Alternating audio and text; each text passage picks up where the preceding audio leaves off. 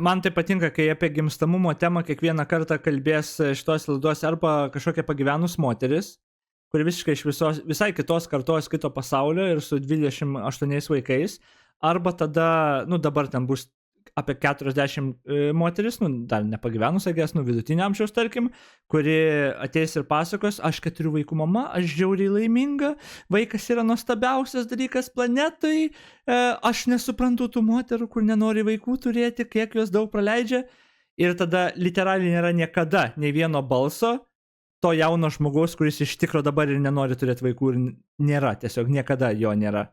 Niekada jo nėra. Nei tos jaunos panos, nei to jauno bahūro. Tiesiog jų niekada nėra. Tai vat pašneka šitie dvi pusės tokius argumentus pasisako, paploja vieni kitiem ir viskas. O kodėl taip yra?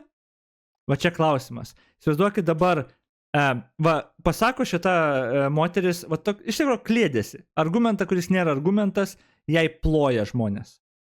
Kas būtų, jeigu jaunas žmogus, jauna mergina, mėgintų pasakyti savo argumentą ar kodėl nenori? Visų pirma, į ją žiūrėtų kaip į durnelę šitie žmonės, vieną galbūt nucyptų, dvi galbūt pertrauktų ir mėgintų ją iš karto moralizuoti ir pamokslauti, va kas būtų.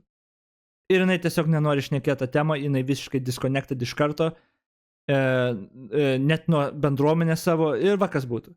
Apie ką aš kalbu, apie tą požiūrį. Nes šitam, iš tikrųjų, durnam argumentui kažkokiam, ir čia tokiam pareiškimui mokykitės, ploja dar žmonės, tu tik ir demonizuoji, ir atstumi realiai bet kokį jauną žmogų, kuris galbūt norėtų turėti vaikų, arba kurio tu problemas turėtum spręsti.